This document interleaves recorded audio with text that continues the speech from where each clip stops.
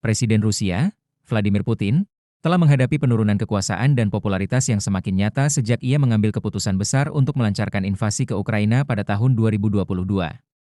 Apa yang awalnya diperkirakan sebagai operasi militer cepat dengan hasil yang menentukan, justru berubah menjadi konflik berkepanjangan yang menguras sumber daya, merusak reputasi internasional Rusia, dan mengguncang stabilitas internal negara tersebut. Seiring berjalannya waktu, tekanan demi tekanan terus bertambah, membuat posisi Putin terlihat semakin rapuh dibandingkan dengan masa-masa sebelumnya. Di panggung global, Rusia kini menghadapi isolasi yang belum pernah terjadi sebelumnya sejak berakhirnya Perang Dingin.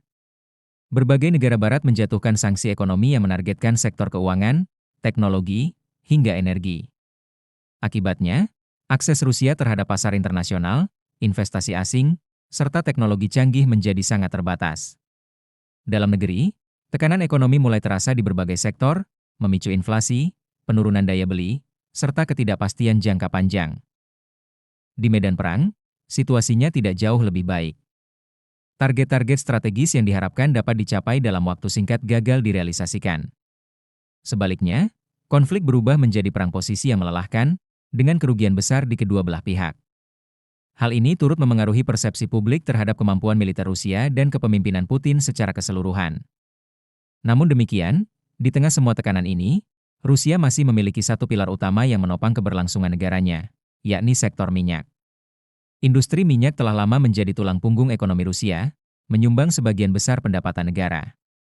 Sebagai salah satu produsen energi terbesar di dunia, Rusia selama ini mengandalkan ekspor minyak untuk menjaga stabilitas ekonomi dan membiayai berbagai kebutuhan, termasuk operasi militer.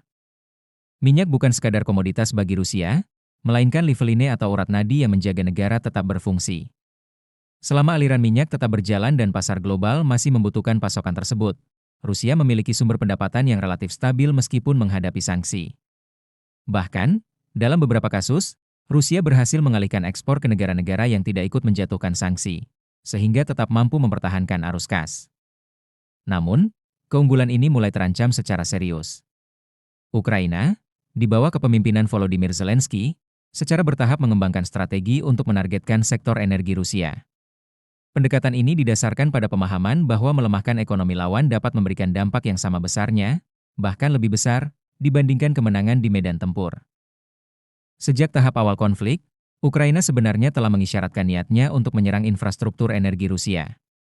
Namun pada masa itu, keterbatasan teknologi dan sumber daya membuat serangan tersebut masih terbatas dalam skala dan jangkauan.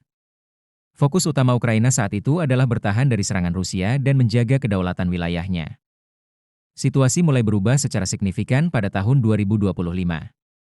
Ukraina berhasil meningkatkan kapasitas militernya, khususnya dalam pengembangan drone jarak jauh dan sistem serangan presisi. Industri pertahanan dalam negeri berkembang pesat, dengan ratusan perusahaan baru yang berkontribusi dalam produksi teknologi militer modern. Perubahan ini memungkinkan Ukraina untuk beralih dari strategi defensif ke strategi ofensif yang lebih agresif dan terkoordinasi. Sejak saat itu, serangan terhadap infrastruktur energi Rusia meningkat secara drastis. Kilang minyak, depot penyimpanan, jaringan pipa, pelabuhan ekspor, hingga kapal tanker menjadi target utama. Serangan dilakukan secara sistematis, dengan tujuan untuk mengganggu produksi, distribusi, dan ekspor minyak Rusia. Sepanjang tahun 2025 hingga 2026, laporan mengenai kebakaran besar di fasilitas energi Rusia menjadi semakin sering. Drone Ukraina menyerang pada malam hari, memanfaatkan celah dalam sistem pertahanan udara. Banyak fasilitas penting yang mengalami kerusakan parah, memaksa penghentian operasi sementara atau bahkan jangka panjang. Dampaknya sangat signifikan. Rusia kehilangan jutaan barel minyak akibat kebakaran dan gangguan produksi. Kapasitas ekspor menurun drastis, yang pada akhirnya mengurangi pendapatan negara. Dalam beberapa laporan, disebutkan bahwa ekspor minyak Rusia turun hingga sekitar 40%, setara dengan kehilangan sekitar 2 juta barel per hari. Penurunan ini bukan hanya angka statistik, tetapi memiliki implikasi nyata. Setiap barel minyak yang tidak dapat dijual berarti hilangnya pendapatan yang sebelumnya digunakan untuk membiayai berbagai aspek negara, termasuk perang. Dengan berkurangnya pemasukan, kemampuan Rusia untuk mempertahankan operasi militernya juga ikut terpengaruh. Sebagai contoh konkret, pada bulan Maret 2026 terjadi serangkaian serangan besar yang menargetkan fasilitas energi Rusia. Salah satu yang paling signifikan adalah serangan terhadap terminal minyak di Novorossiysk, sebuah pelabuhan strategis di Laut Hitam. Terminal ini merupakan salah satu pusat distribusi utama minyak Rusia, dengan kapasitas penanganan yang sangat besar. Serangan drone yang terjadi pada awal bulan menyebabkan kebakaran hebat di fasilitas tersebut. Operasional pelabuhan terganggu, dan kapasitas ekspor menurun secara signifikan. Ini bukan pertama kalinya lokasi tersebut diserang, namun intensitas serangan terbaru menunjukkan peningkatan kemampuan Ukraina. Beberapa hari kemudian, serangan lain terjadi di wilayah Krasnodar, menyasar depot minyak yang terletak jauh dari garis depan. Ledakan besar terjadi pada dini hari, diikuti oleh kebakaran yang berlangsung selama berjam-jam. Upaya pemadaman melibatkan banyak tim, namun kerusakan yang terjadi sudah sangat parah. Pada 21 Maret, Ukraina kembali melancarkan serangan terhadap kilang minyak di Saratov, yang dimiliki oleh perusahaan energi negara Rasneft. Kilang ini merupakan salah satu fasilitas penting yang memproduksi berbagai jenis bahan bakar dan produk kimia. Serangan tersebut menyebabkan kerusakan serius pada unit pemrosesan dan tangki penyimpanan. Kebakaran besar terjadi dan menyebar ke area sekitarnya, bahkan memengaruhi fasilitas pendukung seperti pembangkit listrik. Akibatnya, operasional kilang harus dihentikan sementara, yang berdampak pada distribusi bahan bakar.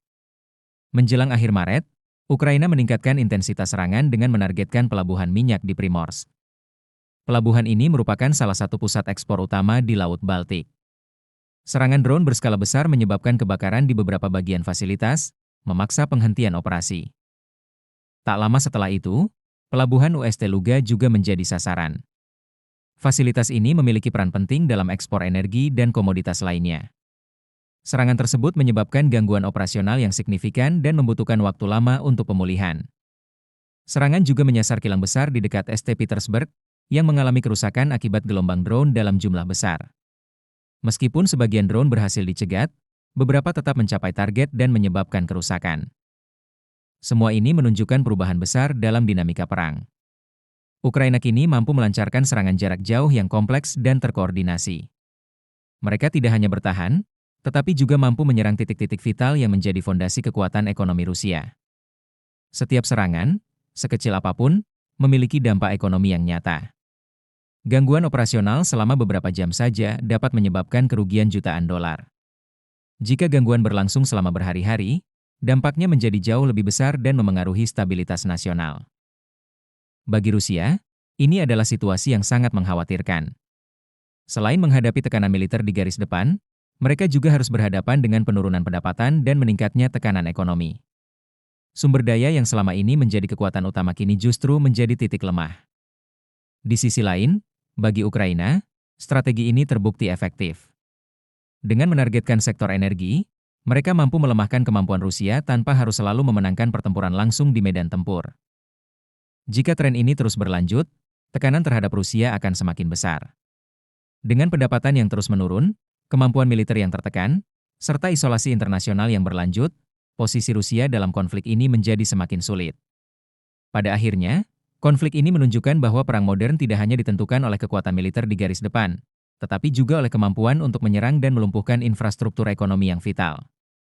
Dalam konteks ini, sektor minyak Rusia telah menjadi salah satu medan pertempuran paling penting, yang akan sangat menentukan arah dan hasil akhir dari konflik yang masih terus berlangsung hingga saat ini, dan mungkin juga di masa yang akan datang. Terima kasih sudah menonton sampai akhir, semoga konten ini bermanfaat dan bisa membantu kamu.